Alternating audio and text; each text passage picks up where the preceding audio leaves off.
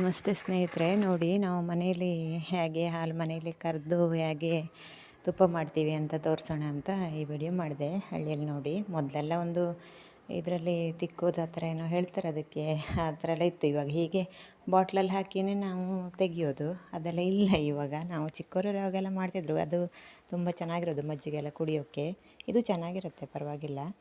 ಈ ಥರ ನೋಡಿ ಅಲ್ಲೆಲ್ಲ ಕರೆದು ಕಾಯಿಸಿ ಅದಕ್ಕೇನೆ ಇದು ಹೆಪ್ಪಾಕಿ ಇಟ್ಟಿದ್ದೀವಿ.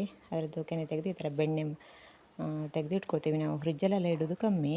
ಇವಾಗ ಒರಿಜಿನಲ್ ಹೇಗಿರುತ್ತೆ ನೋಡಿ, ಅಂದರೆ ನಾನು ಇವಾಗ ಡೈರೆಕ್ಟಾಗಿ ಮಾಡಿ ತೋರಿಸ್ತೀನಿ ನೋಡಿ. ನಾವು ಅರಿಶಿಣ ಪುಡಿ ಆ ಥರ ಏನು ಕಲ್ಲರು ಯಾವುದು ಹಾಕೋದಿಲ್ಲ. ಹಾಗದೇ ಇದ್ದರೂ ಚೆನ್ನಾಗಿ ಅದರ ನಿಜ ಕಲರ್ ತುಪ್ಪದ್ದು ಯಾವುದು ಅಂತ ನೋಡಬೇಕಂದ್ರೆ ವಿಡಿಯೋ ನೋಡಿ, ನೀವು ಗೊತ್ತಾಗುತ್ತೆ. ಅಂದರೆ ಅರಿಶಿಣ ಪುಡಿ ಎಲ್ಲ ಹಾಕಬೇಕು ಅಂತೇನಿಲ್ಲ. ಅದು ನಮ್ಮ ಕಡೆ ಒಂದು ವೀಳ್ಯದೆಲೆ ಹಾಕೋದು ಅಷ್ಟೇ. ನಾವು ಬಿಟ್ಟರೆ ತುಳಸಿ ಎಲೆ ಹಾಕ್ತೀವಿ, ಮತ್ತು ಅದನ್ನು ಮಕ್ಕಳಿಗೆ ಕೊಡೋದು ಕಾಯಿಸಿ. ಯಾಕೆಂದರೆ ಅದು ಬುದ್ಧಿಶಕ್ತಿಗೆಲ್ಲ ಒಳ್ಳೆಯದು ಮಕ್ಕಳಿಗೆ ಅಂತ ಹೇಳೋದು. ಅದಕ್ಕೆ ನಾವು ಜಾಸ್ತಿ ವೀಳ್ಯದೆಲೆನೇ ಹಾಕೋದು. ಅದು ಇಲ್ಲ ಅಂದರೆ ಮಾತ್ರ ತುಳಸಿ ಎಲೆ ಹಾಕ್ಬೋದು, ಅದು ಚೆನ್ನಾಗಿರುತ್ತೆ. ಮತ್ತು ಬೇರೆ ಏನೂ ಹಾಕೋದಿಲ್ಲ ನಾವು ಕಾಯಿಸುವಾಗ. ಕಲರು ಹಾಗೆ ಎಷ್ಟು ಚೆನ್ನಾಗಿ ಕಲರ್ ಬಂದಿದೆ ನೋಡಿ, ಎಷ್ಟು ಖುಷಿ ಆಗುತ್ತೆ ನೋಡಿದ್ರೆ. ಏನೋ ಗಮ್ಮಂತ ಕೊನೆಯಲ್ಲಿ ಅದೊಂದು ಸೌಂಡ್ ಬರುತ್ತೆ. ನಿಮಗೆ ಅದು ಸೌಂಡ್ ತೆಗಿಲಿಲ್ಲ, ನಾನು ತೋರಿಸ್ತೀನಿ ನೋಡಿ, ಮುಂದೆ ನೋಡ್ತಾ ಇರಿ. ಇವಾಗಲೇ ಹೇಳ್ತಾ ಇದ್ದೀನಿ, ಆವಾಗ ಸೌಂಡ್ ಇದೆಲ್ಲ ಮಾತಾಡಿದ್ದು ಕೇಳಿಸಲ್ಲ ಅಂತ. ಅದು ಸೌಂಡ್ ತೆಗೆದಿಲ್ಲ ನೋಡಿ. ಅದು ಕಾಯಿಸುವಾಗ ಹಾಗೆ ವೀಳ್ಯದೆಲೆ ಸರಿಯಾಗಿ ಡ್ರೈ ಆಗುತ್ತೆ, ಅದೇ ನಮಗೆ ಕಾದಿದೆ ಅಂತ. ಆವಾಗಲೇ ಪಟ್ಟಂತ ಆಫ್ ಮಾಡಿಬಿಡಬೇಕು. ಮತ್ತು ಹೀಗೆ ಚೆನ್ನಾಗಿ ತೊಳಿಬೇಕು. ಇದೇ ಇರೋದು ನೋಡಿ, ಬೆಣ್ಣೆ ಇದೆಯಲ್ಲ, ಅದನ್ನು ಎಷ್ಟು ಚೆನ್ನಾಗಿ ತೊಳಿತೀವಿ ಅಷ್ಟು ಚೆನ್ನಾಗಿ ಕಲರ್ ಬರುತ್ತೆ. ಇಲ್ಲಾಂದರೆ ಅದು ಕಪ್ಪಗಾಗಿಬಿಡುತ್ತೆ. ಸ್ವಲ್ಪ ಕಪ್ಪಗಾದರೆ ಅದನ್ನು ಹಾಗೆ ಇಟ್ಟರೆ ಆಮೇಲೆ ಅಡಿ ಕುತ್ಕೊಳ್ಳುತ್ತೆ. ಆದರೆ ಸ್ವಲ್ಪ ಎಷ್ಟೇ ಚೆನ್ನಾಗಿ ತೊಳೆದ್ರೂ ಇರುತ್ತೆ. ಇದು ನೋಡಿ, ನಾನು 6-7 ಬಾರಿ ತೊಳೆದಿದ್ದೆ.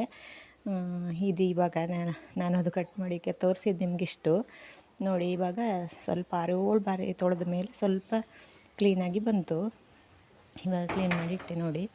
ಈ ಥರ ಸ್ವಲ್ಪ ಬಿಸಿಗಿಟ್ಟು ಒಂದು ವೀಳ್ಯದೆಲೆ ಚೆನ್ನಾಗಿ ತೊಳೆದು, ವೀಳ್ಯದೆಲೆನೆಲ್ಲ ಚೆನ್ನಾಗಿ ನೋಡ್ಕೊಳ್ಬೇಕು, ಎಲೆ ಅಲ್ವಾ, ಎಲ್ಲ ನೋಡಿ ಹಾಕಬೇಕು. ನೀಟಾಗಿ ತೊಳೆದು ಈ ಥರ ನೋಡಿ ಹೀಗೆ ಹಾಕಿ, ಅದೇ ನಮಗೆ ಈ ಎಲೆ ಯಾವಾಗ ಡ್ರೈ ಆಗುತ್ತೆ ಆವಾಗ ತುಪ್ಪ ಕಾದಿದೆ ಅಂತ. ಮತ್ತು ಅದೊಂದು ಸೌಂಡ್ ಬರುತ್ತೆ, ಕಾಯಿಸುವಾಗ ಸೌಂಡ್ ಬರುತ್ತಲ್ಲ, ಆ ಸೌಂಡು ಸಹ ಹಾಗೆ. ಆ ಸೌಂಡ್ ನಿಂತ ತಕ್ಷಣ ಆಫ್ ಮಾಡಿಬಿಡ್ತೀವಿ ನಾವು ನೋಡಿ. ಇವಾಗ ಎಷ್ಟು ಚೆನ್ನಾಗಿ ಎಂಡವರೆಗೆ ನೋಡಿ ಪ್ಲೀಸ್. ಮತ್ತು ವಿಡಿಯೋ ಇಷ್ಟ ಆದರೆ ಸಬ್ಸ್ಕ್ರೈಬ್ ಮಾಡ್ಕೊಂಡು ನೋಡಿ, ಲೈಕ್ ಮಾಡಿ, ಶೇರ್ ಮಾಡಿ, ಮತ್ತು ಕಾಮೆಂಟ್ ಮಾಡಿ ಹೇಳಿ ಚೆನ್ನಾಗಿದೆಯಾ. ಇದು ಸ್ವಲ್ಪ ಚೆನ್ನಾಗಿ ಮಾಡಿದ್ದೀನಿ ವಿಡಿಯೋ ಅಂತ ಅಂದ್ಕೊಂಡು ನಾನು ಮಾಡಿದ್ದು. ನಾವು ಹಳ್ಳಿಯವರಲ್ವ, ಸ್ವಲ್ಪ ನಮಗೆ ಗೊತ್ತಾಗಲ್ಲ ಯಾವ ಥರ ಎಲ್ಲ ಎಡಿಟ್ ಮಾಡಬೇಕು, ಅದೆಲ್ಲ ಒಂದೊಂದೇ ಕಲಿತು ಮಾಡ್ತಾಯಿದ್ದೀನಿ. ಒಂದು ವೀಡಿಯೋಕ್ಕೆ ಸ್ವಲ್ಪ ಇಂಪ್ರೂವ್ ಮಾಡ್ಕೊಳ್ತಾ ಇದ್ದೀನಿ. ನನಗೆ ಅಷ್ಟು ಚೆನ್ನಾಗಿ ಗೊತ್ತಾಗಲ್ಲ, ಅದಕ್ಕೆ ಬೇರೆಯವ್ರಿಗೆಲ್ಲ ಕೇಳಿ, ಮಗ ಇದ್ದಾನೆ ಅವನಿಗೆ ಕೇಳಿ ಹಾಗೆ ಮಾಡೋದು ಅಂತ ಕೇಳಿ ಎಲ್ಲ ಮಾಡೋದು ನಾನು. ಹಾಗಾಗಿ ಸ್ವಲ್ಪ ಏನಾದರೂ ಮಿಸ್ಟೇಕ್ಗಳಿದ್ದರೆ ಮಾತಾಡಿದ್ದು ಹಾಗೆ, ವಿಡಿಯೋದಲ್ಲೂ ಹಾಗೆ ನನಗೆ ಚೆನ್ನಾಗಿ ಬರೋದಿಲ್ಲ ಅಲ್ಲ, ಹಾಗಾಗಿ ಸ್ವಲ್ಪ ಏನಾದರೂ ಇದ್ದರೆ ಸುಧಾರಿಸ್ಕೊಂಡು ನನಗೆ ಸಪೋರ್ಟ್ ಮಾಡಿ ನೋಡಿ. ಈ ಥರ ನಾನು ಹೀಗೆ ನೋಡಿ, ವೀಳ್ಯದೆಲೆ ನೋಡಿ ಇವಾಗ ಹಸಿ ಇದೆ ಅಲ್ವಾ, ಆಮೇಲೆ ಡ್ರೈ ಆಗುತ್ತೆ ನೋಡಿ. ಈಗ ನೋಡಿ ಡ್ರೈ ಆಯಿತು ನೋಡಿ. ಈಗ ಒಂದು ಹೊತ್ತಾಯಿತು, ಅದು 10 ನಿಮಿಷ ಜಾಸ್ತಿನೇ ಆಯಿತು.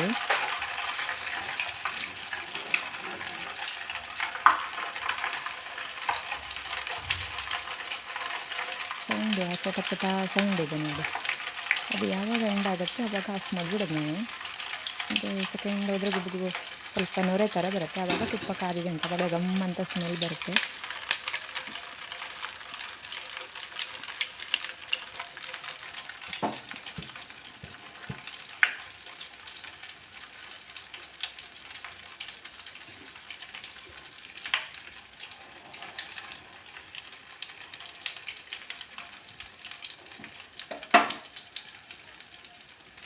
ಇಷ್ಟು ಕಾಯುವಾಗ ನಿಧಾನ ಸ್ಮೆಲ್ ಬರೋಕ್ಕೆ ಸ್ಟಾರ್ಟ್ ಆಗುತ್ತೆ ಚೆನ್ನಾಗಿ.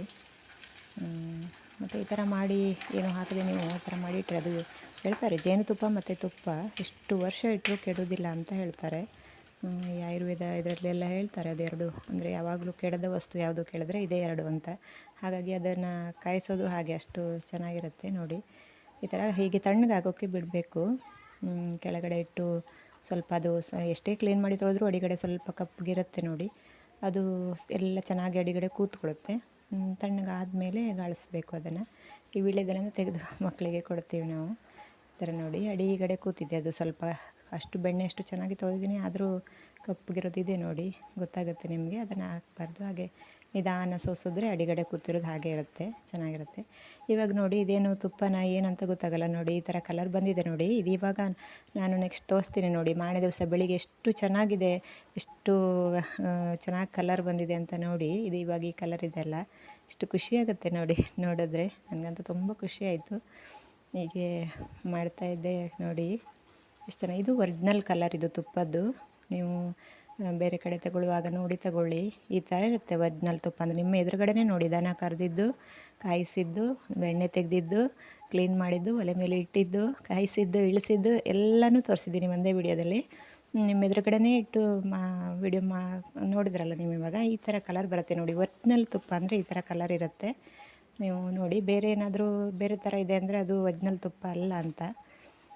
ಚೆನ್ನಾಗಿದೆ ನೋಡಿ, ನನಗಂತೂ ತುಂಬ ಇಷ್ಟ ಆಯಿತು. ನಾವು ಇದೇನು ಮಾಡ್ತೀವಿ ಗೊತ್ತಾ, ಮತ್ತು ಈ ದೋಸೆಗೆ ದಾಸವಾಳದಲ್ಲಿ ದೋಸೆ ಮಾಡ್ತೀವಿ, ಇದು ನೀರು ದೋಸೆ ಮಾಡ್ತೀವಿ, ಅದಕ್ಕೆಲ್ಲ ಹಾಕ್ಕೊಂಡು ತಿಂತೀವಿ. ಇದು ನಮ್ಮ ಸಾರು ಚಟ್ನಿ ಆ ಥರನೂ ಹಾಕ್ಕೊಂಡು ತಿಂತೀವಿ, ಇಲ್ಲಾಂದರೆ ಇದನ್ನೂ ಹಾಕ್ಕೊಂಡು ತಿಂತೀವಿ.